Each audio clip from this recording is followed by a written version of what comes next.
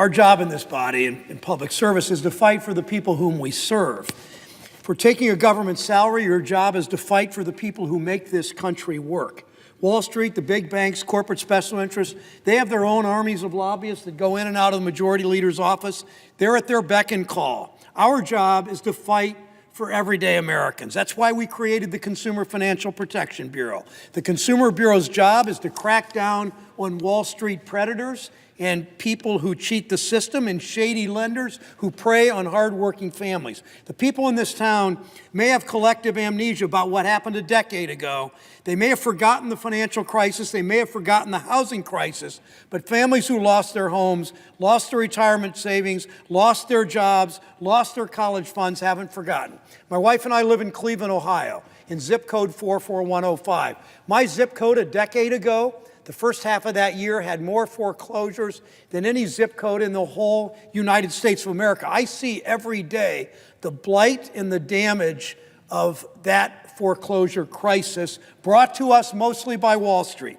The Consumer Bureau is supposed to look out for danger before it crashes down on these hardworking families and robs them of their homes and their jobs and their savings. First 6 years on the job, that's what public servants at the Consumer Bureau did. They returned $12 billion to 29 million Americans who had been scammed and cheated and ripped off. The Consumer Bureau follows in this country's proud tradition of progressive achievements, worker safety laws, overtime protections, collective bargaining rights, Social Security, Medicare, safe drinking water laws, all those things that helped our country grow, that helped build a middle class, that helped people's enhance quality of life.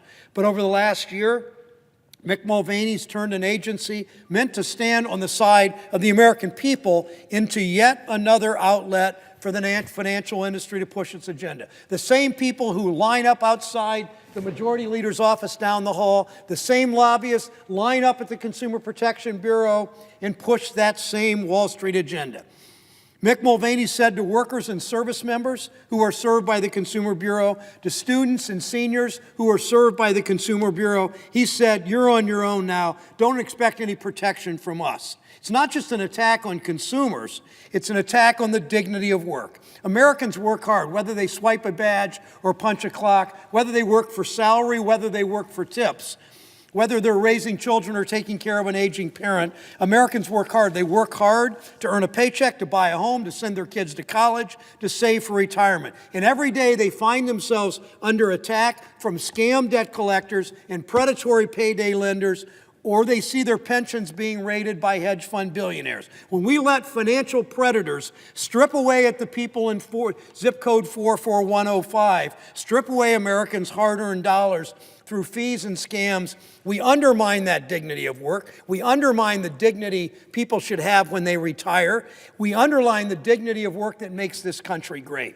How do you look Americans in the eye who are working that second or third shift or starting a small business if their government's going to stand by and line up with criminals who fleece people, line up with Wall Street, line up with shady lenders? It comes down, Mr. President, to whose side are you on?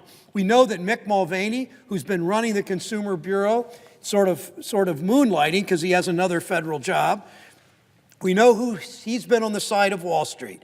Now we have to ask ourselves, the nominee, Kathy Kraninger, for this job, whose side's she been on? We tried to get answers from Ms. Kraninger.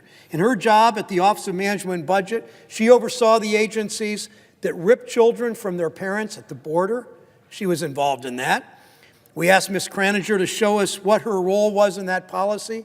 She didn't defend it, she just refused to respond. She came in front of the committee, she wanted this nomination, she wanted to be confirmed, she wanted this promotion, and she would not even answer questions. She wouldn't respond to letters about her involvement. We then asked Ms. Kraninger whose side was she on after a devastating hurricane left millions of American citizens, don't forget, in Puerto Rico without power, without water, without hospital, without shelter. We asked her to show us who she was fighting for when the government failed to provide relief. She didn't try to defend her position. She didn't deny anything. She just refused to answer again. She wants a promotion. She wants this job. She refused to answer questions that we ask, that Senator Whitehouse or I or others ask on behalf of the American people. Then we ask whose side she'd be on if she were head of the Consumer Financial Bureau. Would she be on the side of all the lobbyists that line up outside Majority Leader McConnell's office, or would she be on the side of those who have been harmed? Would she be on Mick Mulvaney's side, or would she fight for workers and service members and students and seniors? It's one of the questions she did answer. She said, I cannot identify any action that Acting Director Mulvaney has taken with which I would disagree. Not one.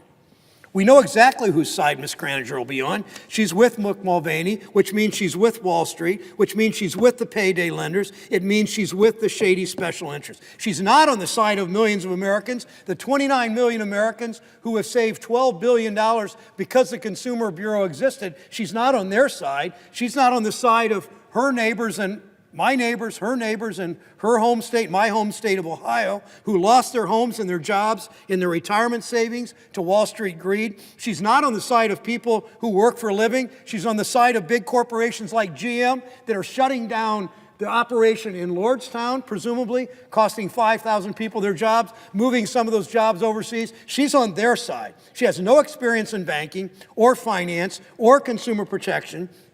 Her one and only qualification, she will be a rubber stamp for special interests. I call on everybody in this body. I call on the president. Let's find somebody who will take this job seriously, who will fight for the people who make this country work. I note the absence of a quorum. The clerk will call the roll.